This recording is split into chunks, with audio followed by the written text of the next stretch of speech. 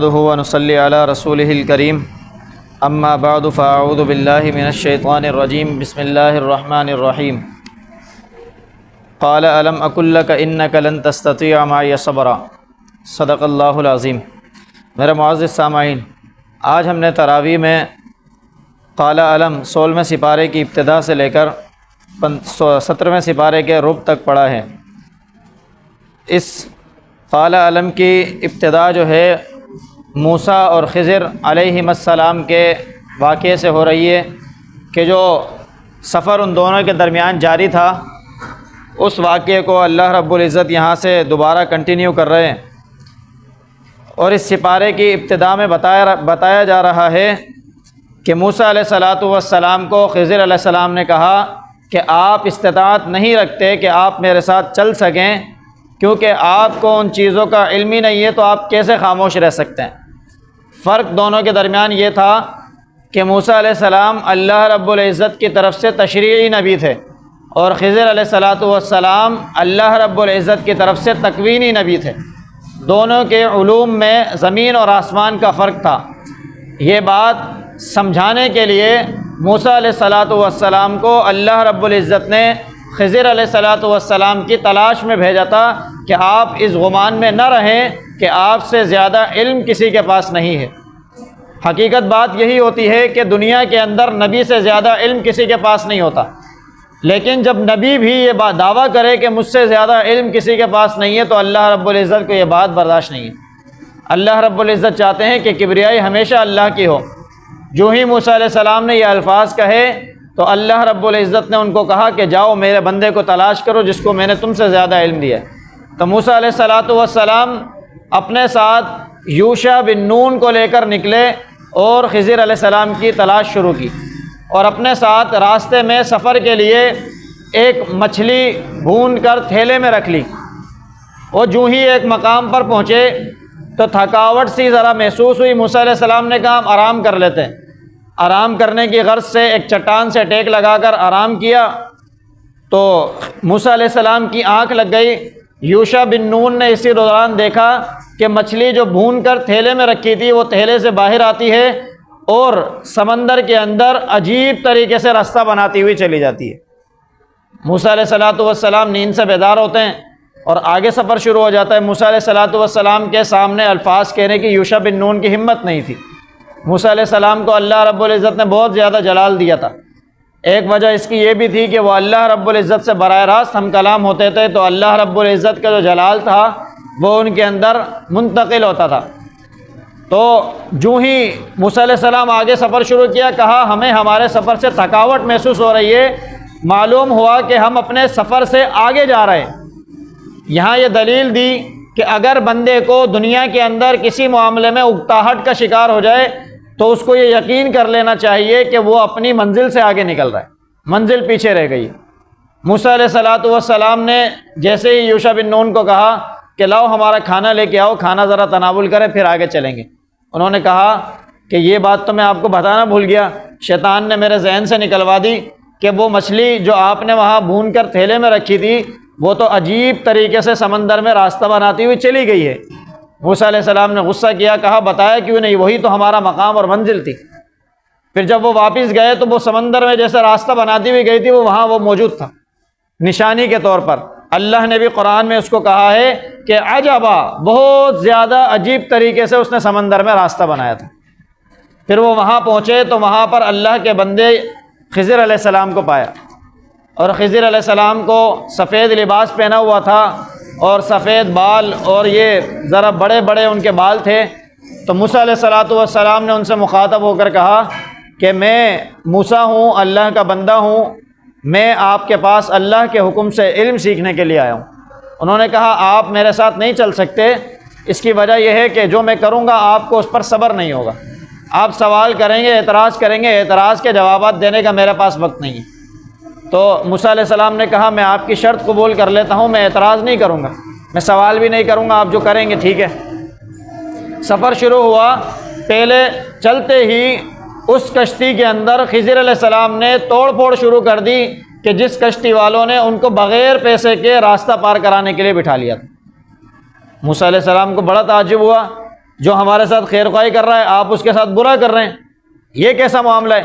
کیونکہ وہ تشریعی نبی تھے، تشریعی نبی کی صورت میں تو یہی ہے نا کہ ظلم نہیں کر سکتے کسی کے ساتھ۔ انہوں نے کہا کہ میں نے نہیں کہا تھا کہ آپ میرے ساتھ چلو گے تو خاموش رہنا، خاموش نہیں رہ سکتے تو الگ ہو جاؤ۔ انہوں نے کہا ٹھیک ہے غلطی ہو گئی، معاف کر دو۔ پھر آگے سفر شروع ہوا تو خضر علیہ السلام نے ایک بچے کو کھیلتا ہوا دیکھا اور اس کی گردن پکڑ کے توڑ دی، مار دیا اس کو۔ موسیٰ علیہ السلام نے کہا یہ کیا کرا آپ نے؟ تو ناحق قتل کر دیا، اب تو آپ کو قصاصاً قتل کیا جائے گا، یہ کیوں کیا ہے؟ خضر علیہ السلام نے کہا میں نے آپ کو نہیں کہا تھا کہ آپ میرے ساتھ صبر نہیں کر سکتے، بار بار سوال کرو گے؟ کہا یہ آخری بار ہے، اب میں نے اگر کوئی بات کہی تو مجھ سے آپ علیحدہ ہو جانا۔ پھر آگے چلے، پہلے یہ رواج ہوا کرتا تھا کہ ہوٹلوں کا دستور نہیں تھا، یہ معاملہ نہیں تھا، تو ایک بستی والے دوسری بستی میں جب جایا کرتے تو یہ ان کی مہمانی کرتے تھے، جب وہ یہاں آ جاتے تو یہ ان کی مہمانی کرتے تھے۔ موسیٰ علیہ السلام اور خضر علیہ السلام ایک بستی میں گئے تو انہوں نے ان کو کھانا کھلانے سے اور اپنے پاس مہمان ٹھہرانے سے انکار کر دیا، اور جب وہاں سے نکلنے لگے تو ان کی ایک دیوار کو خضر علیہ السلام نے جھکا ہوا پایا، گرنے کے قریب تھی، تو خضر علیہ السلام نے ارادہ کیا کہ اس کو دوبارہ تعمیر کر دینا چاہیے۔ تعمیر کرنے کا ارادہ کیا اور موسیٰ علیہ السلام کو کہا کہ جی اینٹوں کو صحیح کرو، سیدھا کرو، اس دیوار کو کھڑا کرتے ہیں۔ یہ عجیب معاملہ ہے، انہوں نے مہمانی نہیں کی ہماری اور تم ان کی دیواریں سیدھی کرتے پھر رہے ہو۔ تو انہوں نے کہا میں نے آپ کو کہا تھا کہ میرے ساتھ سوال نہیں کرنا، میرے ساتھ چلنا ہے تو جو میں کر رہا ہوں بس اس کے ساتھ دیتے رہنا۔ انہوں نے کہا یہ آج یہ ہمارے درمیان اور تمہارے درمیان جدائی ہے، اس کے بعد ہم آگے نہیں چل سکتے، البتہ میں تمہیں بتا دیتا ہوں کہ میں نے یہ سارے معاملات کیوں کیے تھے۔ کشتی میں نے توڑنا اس لیے شروع کیا تھا اس کے تختوں کو کیونکہ اس کے آگے ایک جابر بادشاہ تھا جو ان کشتیوں کو لے لیتا تھا، غصب کر لیتا تھا جو کشتیاں صاف ستھری اور ثابت ہوتی تھیں۔ تو میں نے چاہا کہ یہ بیچارے مزدور لوگ ہیں، غریب لوگ ہیں، ان کا گزر بسر اس سے چل رہا ہے، اگر بادشاہ یہ کشتی لے لے گا، غصب کر لے گا تو ان کا گزر بسر بند ہو جائے گا، لہٰذا میں نے اس کشتی میں عیب ڈال دیا کہ بادشاہ ان کی کشتی ان سے نہ چھینے۔ دوسرے نمبر پر جو بچہ میں نے آپ سمجھ رہے ہیں ناحق قتل کیا، اللہ نے مجھے حکم دیا کہ اس بچے کو اس دنیا سے رخصت کر دو۔ اس کی وجہ یہ ہے کہ یہ اپنے والدین کی نافرمانی کرے گا، والدین اس سے بہت محبت کرتے ہیں، اس کو بہت چاہتے ہیں، دلی لگاؤ رکھتے ہیں، ایسا نہ ہو کہ اس کی محبت میں وہ اللہ کی نافرمانی کر بیٹھیں اور اس کی چاہت کی وجہ سے وہ اللہ کے یہاں جہنم میں چلے جائیں۔ اللہ رب العزت ان کو جہنم میں بھیجنا نہیں چاہتے، اس لیے اللہ رب العزت نے اس بچے کو ختم کرنے کا حکم دیا ہے، اور اللہ نے یہ کہا ہے کہ اللہ اس سے بہتر ان کو عطا فرما دیں گے۔ تیسرے نمبر پر جو دیوار میں نے صحیح کی ہے وہ اس لیے کی ہے کہ وہ 2 یتیم بچوں کا خزانہ اس دیوار کے نیچے ان کے والدین نے چھپایا تھا، وہ اس دنیا سے رخصت ہو گئے ہیں، یہ بچے یتیم ہیں، اگر ان کا مال عوام کو نظر آ گیا تو عوام ان کا مال لوٹ کر لے جائیں گے، اور بچوں کو جب یہ بڑے ہوں گے تو کچھ بھی نہیں ملے گا، اس لیے میں نے اس دیوار کو دوبارہ کھڑا کر دیا تاکہ یہ جب بچے بڑے ہوں اس وقت تک دیوار قائم رہے اور اپنا خزانہ یہ خود نکال لیں۔ یہ وہ علم تھے جو اللہ رب العزت نے موسیٰ علیہ السلام کے علاوہ خضر علیہ السلام کو ان سے زیادہ علم میں دیے ہوئے تھے۔ بہرحال مقام جو ہے وہ تشریعی نبی کا بڑا ہوتا ہے، موسیٰ علیہ السلام کا مقام خضر علیہ السلام سے بہت بلند ہے۔ اس کے بعد ذوالقرنین کا واقعہ آتا ہے۔ ذوالقرنین اللہ رب العزت کی طرف سے وہ بادشاہ تھا کہ اللہ نے اس کو مشرق اور مغرب سے ایک دوسرے کے کنارے تک حکومت دی تھی، اور یہ اس میں سفر کرتا تھا، اور اللہ نے اتنا مال اور دولت اور فہام اور ذکاوت دی تھی کہ دنیا کے اندر جہاں کوئی غلط ہوا دیکھتا اس کو صحیح کر دیا کرتا تھا۔ ایک موقع پر یہ ایک بستی والوں کے پاس پہنچا تو انہوں نے کہا کہ ہم بڑے پریشانی کے اندر مبتلا ہیں، یہ ایک قوم ہے یاجوج اور ماجوج، یہ ہمیشہ آتی ہے اور ہمیں ظلم اور ستم کرتی ہے، ہمارے بچوں کو اٹھا کر لے جاتی ہے، ہمارا رزق کھا جاتی ہے، معیشت تنگ کر دیتے ہیں، لہٰذا آپ ان کا بندوبست کریں۔ تو ذوالقرنین نے جو ہے ان کو کہا ٹھیک ہے، میں اللہ کے حکم سے جو اللہ نے مجھے علم دیا ہے اس علم کو استعمال کرتے ہوئے میں ایک ایسی دیوار بناتا ہوں کہ جس کو یہ عبور نہیں کر پائیں گے، اور کہا کہ آپ لوگ سارے لوہے کے ٹکڑے جمع کرو اور لوہے کے ٹکڑے جمع کر کر لے آؤ، راتوں رات ہم دیوار قائم کر دیں گے۔ اور اس نے اس لوہے کو وہاں جمع کیا اور اس کو پگھلایا اور اس کے اوپر جو ہے سلور کو پگھلا کر ڈال دیا، وہ دیوار ایسی مضبوط اس نے قائم کی کہ اس کو وہ یاجوج اور ماجوج عبور نہ کر سکے۔ اور آج تک اس کو وہ عبور نہیں کر پاتے۔ جس دن اللہ کا حکم ہوگا وہ دیوار وہاں سے ختم ہوگی اور یاجوج اور ماجوج دوبارہ دنیا کے اوپر چڑھائی کریں گے۔ بہرحال یہ وہ علم ہے جو اللہ رب العزت نے اللہ کے بندوں کو دیے ہوتے ہیں۔ سورہ کہف جس کا بنیادی اصول یہی تھا کہ مادیت بمقابلہ ایمان، کہ ایمان کو ہمیشہ ترجیح دینی چاہیے بنسبت مادیت کے۔ یہ اسباب یہ دنیا کے اندر ہیں، اللہ رب العزت اسباب سے بالا تر ہو کر دینے والے ہیں۔ موسیٰ علیہ السلام کو اللہ رب العزت نے معجزے کے لیے کوئی خاص چیز لانے کا نہیں کہا تھا۔ جو ہی فرعون کے حواریین نے اور ان لوگوں نے جادوگروں نے جادو دکھایا اور سانپ بنا دیے بہت سارے، تو اللہ رب العزت نے موسیٰ علیہ السلام کو یہ نہیں کہا کہ فلاں چیز ڈھونڈ کر لاؤ اور پھر اس کو استعمال کرنا، یہ معجزہ ہوگا، بلکہ جو وہاں مہیا تھا، ان کے ہاتھ میں چھڑی تھی جو اس کو وہ استعمال کرتے تھے کوہ طور پر جانے کے لیے، اسی کو کہا کہ اسی کو پھینک دو، اللہ اسی سے کام لے گی۔ اور اللہ رب العزت نے اسی کو اژدہا بنایا تھا کہ جس نے اس کو ختم کیا تھا۔ اللہ بتانا یہ چاہتے ہیں کہ مادیت کو کبھی ترجیح نہ دینا، اللہ رب العزت کے کہے کے مطابق عمل کر لینا، موسیٰ علیہ السلام نے جیسے کیا تھا۔ اگر وہ یہ سوچتے کہ میں تو لکڑی پھینکوں گا، سامنے تو اتنے سارے سانپ ہیں، بڑے بڑے جادوگر ہیں، تو کیسے کام چلتا؟ انہوں نے اللہ کے حکم پر عمل کیا اور لکڑی پھینکی۔ اسی طرح ذوالقرنین نے اللہ کے دیے ہوئے علم کو خرچ کیا، یاجوج ماجوج سے نجات دلا دی۔ اسی طریقے سے خضر اور موسیٰ علیہ السلام کے واقعے میں مادیت بمقابلہ ایمان نظر آتا ہے۔ تو دنیا کے اندر زندگی کامیاب اگر چاہیے تو مادیت کو چھوڑ کر ایمان کو ہمیشہ ترجیح دیں۔ ان الذین آمنوا وعملوا الصالحات کانت لہم جنات الفردوس نزلا، کہ وہ لوگ جو ایمان لاتے ہیں اور نیک اعمال کرتے ہیں ان کے لیے اللہ رب العزت نے جنات الفردوس، بہت بلند مقام جنت کے اندر مہمانی کے طور پر رکھا ہوا ہے، وہ اس میں ہمیشہ رہیں گے۔ اور اے نبی لوگوں کو بتاؤ کہ یہ سارے سمندر یہ سیاہی بن جائیں اور درخت قلم بن جائیں، اس جیسے دوبارہ سمندر دوسرے لے آؤ، اللہ کے کلمات اور اللہ کی حمد و ثنا ختم نہیں کر سکتے۔ اسی طریقے سے اے نبی ان لوگوں کو بتا دو کہ میں اللہ کی طرف سے بھیجا ہوا پیغمبر ہوں اور میں تمہارے مثل ایک آدمی ہوں، ایک انسان ہوں۔ انما الہکم الہ واحد، میں یہ کہتا ہوں کہ ایک اکیلے اللہ وحدہ لا شریک ہی معبود ہیں، اور جو کوئی اللہ سے ملنے کی امید رکھتا ہے اس کو چاہیے کہ نیک اعمال کرے، اچھے اعمال کرے اور اللہ کے ساتھ کسی کو شریک نہ ٹھہرائے۔ یہ نبی علیہ السلام نے قاعدہ کلیہ بتایا ہے کہ اگر اللہ سے ملاقات کا شوق ہے، اللہ سے عزت والی ملاقات کا اگر شوق ہے تو پھر ایمان کے ساتھ عمل صالح کرنا ہے، ایمان کے تقاضوں پر عمل کرنا، یہ عمل صالح کہلاتا ہے، دوسری کوئی اور چیز نہیں ہے۔ اس کے بعد سورہ مریم کی ابتدا ہے۔ سورہ مریم کے اندر مریم علیہ السلام کا بھی تذکرہ ہے اور اسی طریقے سے 17 انبیاء اکرام علیہم السلام کا مزید تذکرہ موجود ہے۔ اس کے اندر بھی اللہ رب العزت نے یہ دکھایا ہے کہ اللہ رب العزت جو چاہتے ہیں جس وقت چاہتے ہیں وہ کر دیتے ہیں، چاہے کافروں کو کتنا ناگوار گزرے۔ اللہ رب العزت نے زکریا علیہ السلام کو یحییٰ علیہ السلام کی پیدائش دی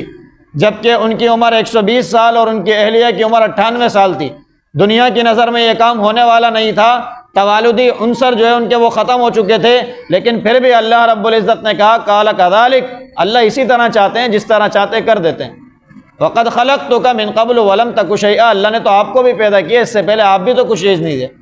جب اللہ یہ کچھ کر سکتے ہیں تو اللہ ہر چیز کر سکتے ہیں۔ اللہ نہ ہونے سے ہونا کر سکتے ہیں تو اللہ ہونے سے ہونا بدرجہ اولا کر سکتے ہیں۔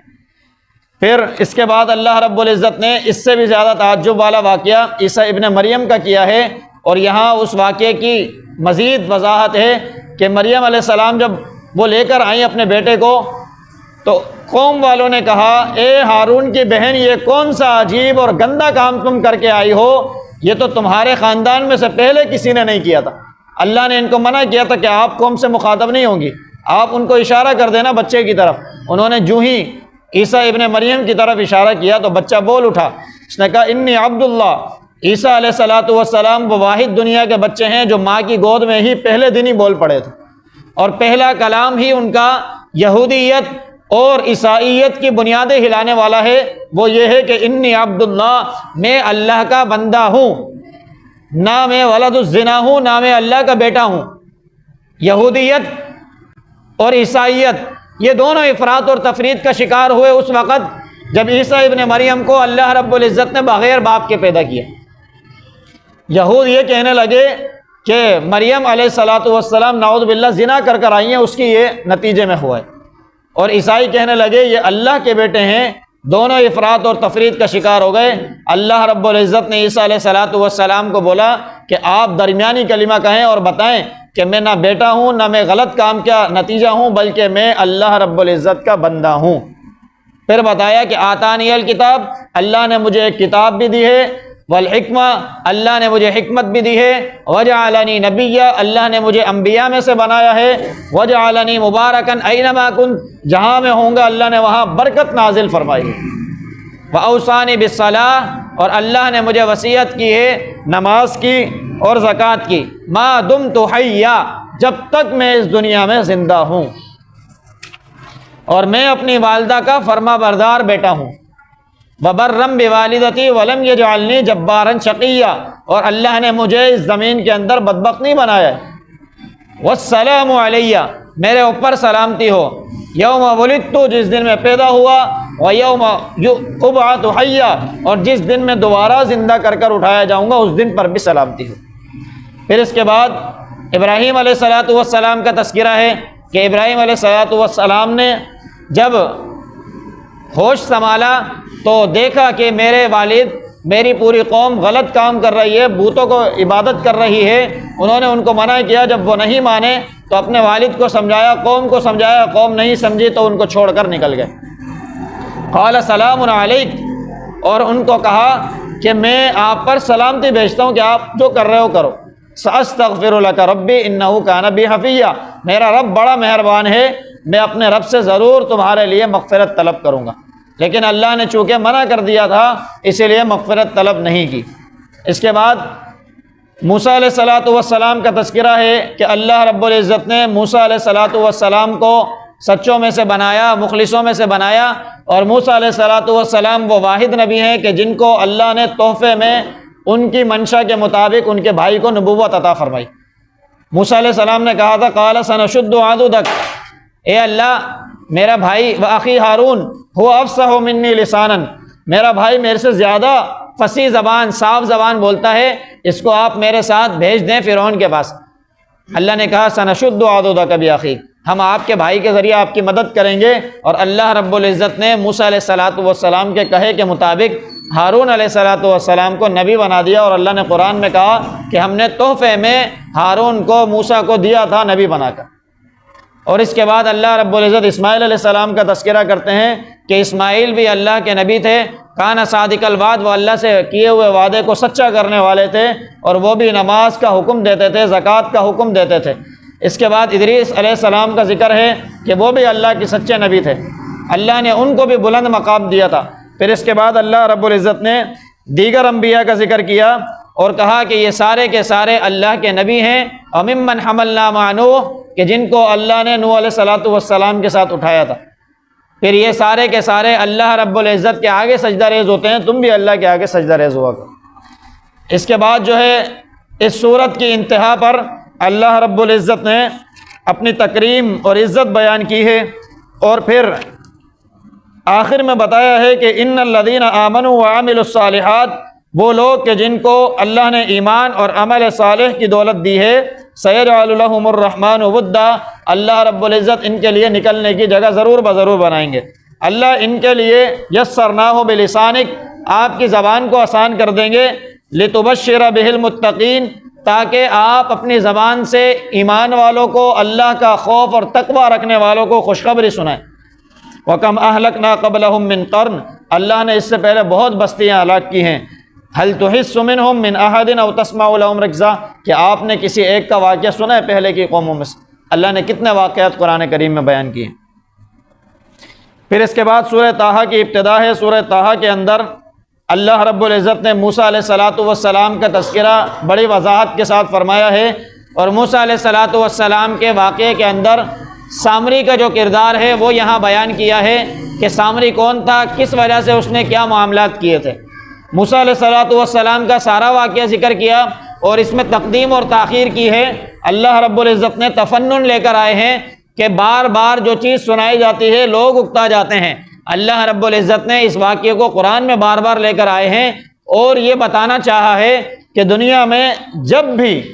فرعون آئیں گے اس کے مقابلے میں اللہ رب العزت موسیٰ جیسا کوئی شخص ضرور کھڑا کریں گے۔